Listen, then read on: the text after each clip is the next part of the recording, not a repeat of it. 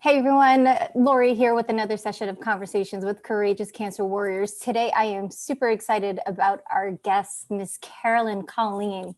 She is a Ph.D., an international speaker who used to work as a program manager for a cancer center where she helped patients by educating them on how to overcome adversity by creating some systems. This is going to be a really fascinating conversation. Carolyn, thank you so much for being here with us today.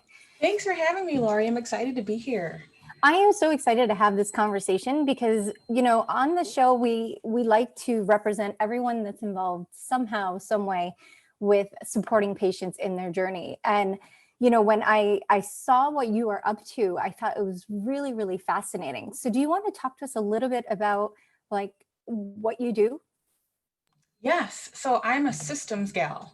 So, and what happened and how I got into systems is an interesting journey. So the method that I've created to help people challenge their mindset, build resilience, and maybe become a little bit resourceful, actually was a tool that I created out of survival.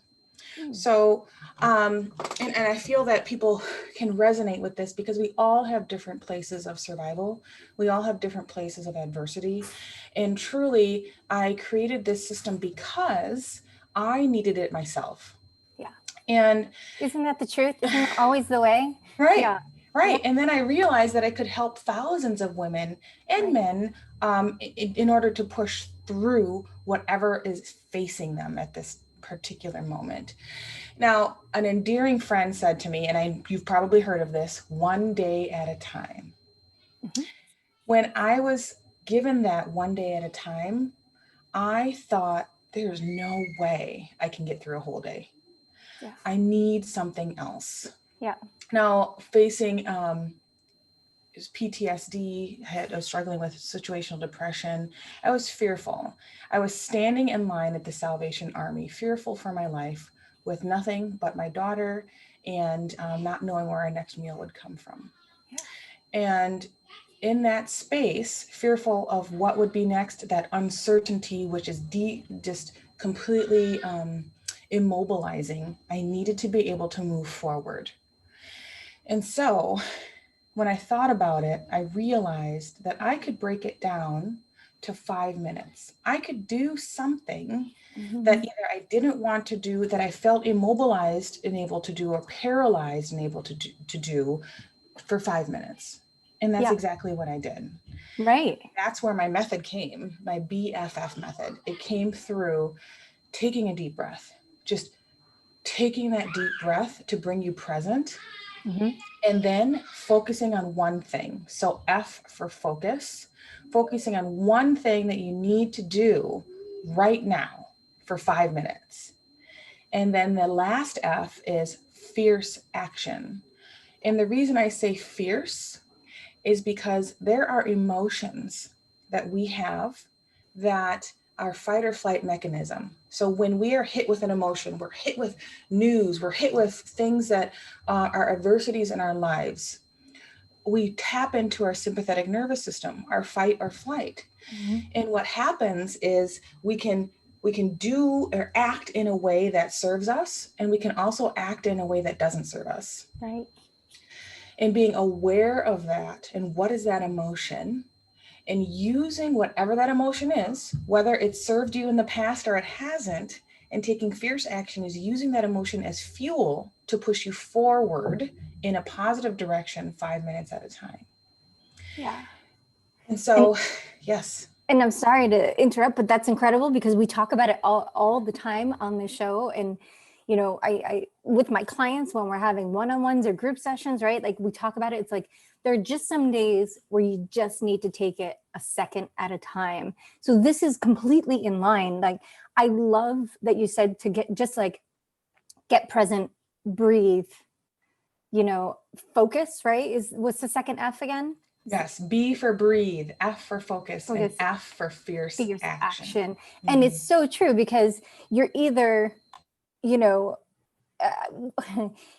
a decision or an indecision is still a decision, right? So whether you choose to move forward or do something, or if you choose not to do it, you're still making a decision on whatever it is you're dealing with. So that is brilliant. I absolutely love that. So yes, like, and this is what I want to share too, is a way that people have used it. So I have an example of a young woman who is battling breast cancer. And she went through many different phases. And so, as you can imagine, there's surgery, radiation. The results came back after that and got chemotherapy. Now, after chemotherapy, the results weren't exactly what she had hoped. With that anger and that frustration and that, what do I do next? And what she shared with me is that she used this method in which to now go ahead and move on to the next treatment option. And taking that deep breath, just taking one deep breath, focusing on, I need to choose, even though the world seems like it's just crashing in on me, choose one thing in the next 5 minutes, which is challenging your mindset in making that choice to take that medication that's across the room that you're so tired and you don't feel like getting up. You feel weak. Yeah. And she shared, I just took that 5 minutes at a time and held on to it tightly, and it helped push me forward to where I was able to take my chemotherapy medication on time and push forward and try to think of other things besides my disease. And it was being able to just clear the mind of all the other things just for 5 minutes. Yeah, it's definitely refocusing, right? Because it's so easy to go down the fear. It's so easy to just stay in fear, and to refocus yourself in a way that it gets you into action towards something positive is really empowering for people. I mean, it's what we all want to do, especially when, we're faced with a chronic illness like cancer, right? Like you face your mortality, right? Like you've had a similar experience, when you were saying you were standing in the Salvation Army fearful for your life, right? That's what cancer patients feel like every day. It's like, what's going to show up, right? It's what's going to happen tomorrow. And to the point that they don't even schedule anything. They don't make plans, right? They don't move forward with their lives. So being able in that moment to just be like, well, what do I want to do right now? What do I need to do right now? What is something that would inspire me, would make me feel alive? Like that's where I would bring that. And I absolutely love that. Yes. Absolutely love that. Brilliant.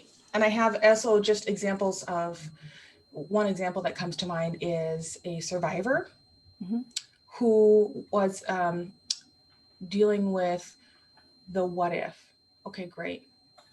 I rang my bell. I left. I'm done. And now what? Now I, sitting around waiting for when my next scan is, and when, when's it going to come back?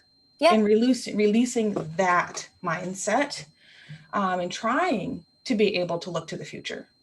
And how can, now what? You get used to being there every day. You get used to getting your scans. You get used to, seeing particular people every day, and then you're just kind of released. And now what? And having that opportunity to use this method, being fierce in being able to get a new direction and a brand new evolution, which is why I taught in my book, I talk about fierce evolution, and within my programs is evolving to the newer you, and giving yourself permission to lean into whatever that is and create that. And we talk about that a lot, for the fact that, you go through all of your treatments, you go through, you go to appointment, and then you have all these resources. And then once you're deemed, NED, then it's like everything disappears unless you're an ask for it, unless you go and look for it. So I truly understand and I truly agree that it's so important to still, after your treatments are done, to keep moving forward. Like you have to, and one of the things like I say to people all the time is like, okay, you've gone this far. Are you going to stop now? Right? Like you've put yourself through the hell you just went through so you could keep living an amazing life. Like, where do you want to go? And this falls right in line with it. And it's absolutely brilliant. I love it. Thank you. I'm excited. And I think that we use it in so many different ways. Mm-hmm. So even outside with different adversities, mm-hmm. the different adversities that we experience in so many different ways, we use it, but we also have to be able to build that resilience and honor ourselves. Like you just said, you've been through this, you've seen where you've seen the things that you never thought you'd see before. Now, what's the future? Right. And so it's so exciting. And it's also building those little blocks 5 minutes at a time as well. Mm-hmm. So how do we flip the script? How do we start to see what the opportunities are? Because if we can be in those dark places, there's so many places of light.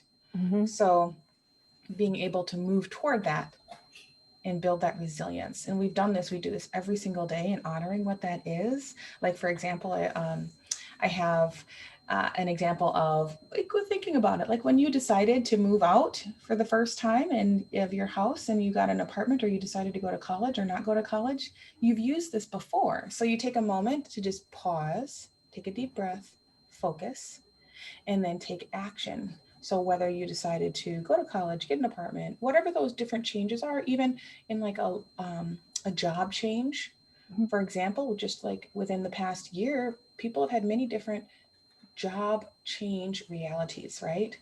Yeah. And how do you take a moment of pause, focus on what's important to you, what's truly important, and then what is that action you're going to take? But fierce action, because what's happened, just like you said, the fear builds up. Mm-hmm. How do we own that fear? How do mm-hmm. we own that anxiety, own that overwhelm, own those emotions?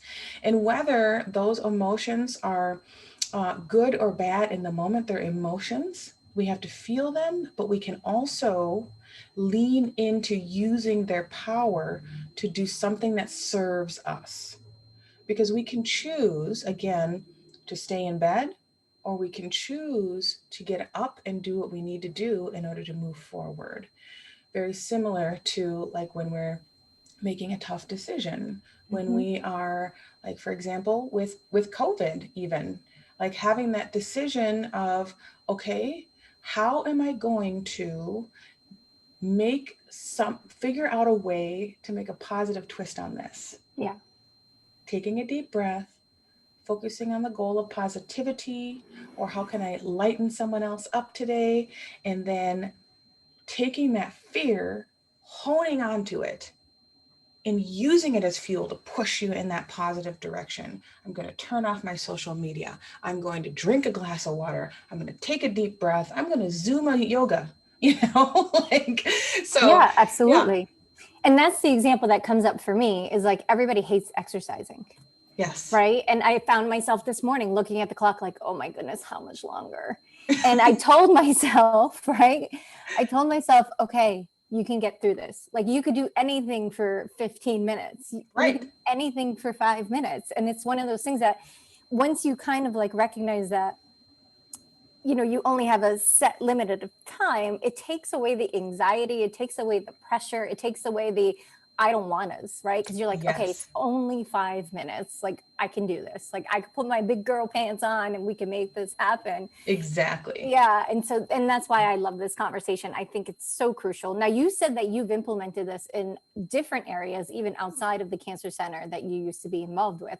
What's another example of how you've helped people or your clients? Yes. So, an expansion to that, building those systems and building better businesses. And so what I've done is I also, within this method, what's amazing and it being able to combine the method with what my expertise is.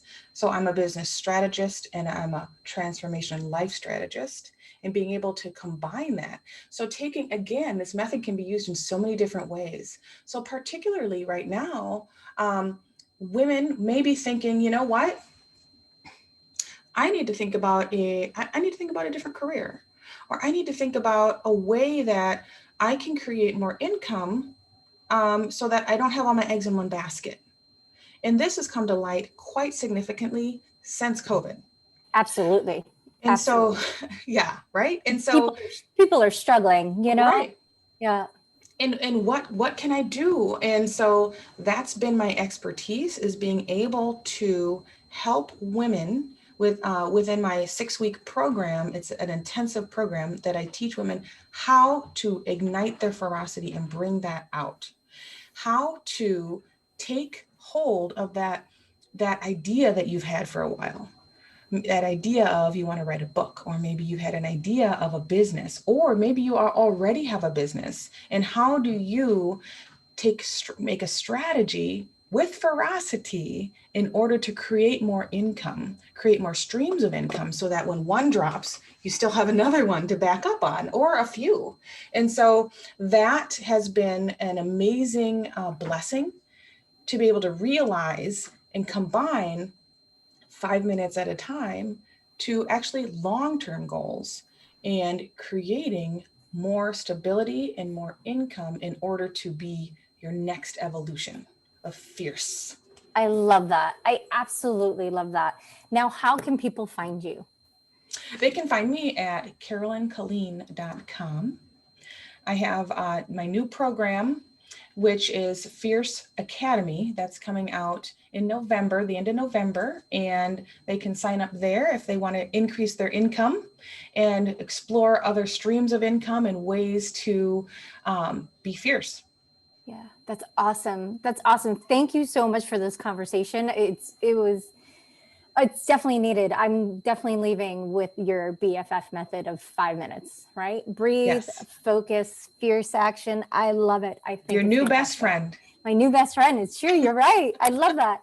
So thank you so much for taking the time to be here with us. I know that this conversation is very valuable to a lot of people listening. So we really appreciate you being here.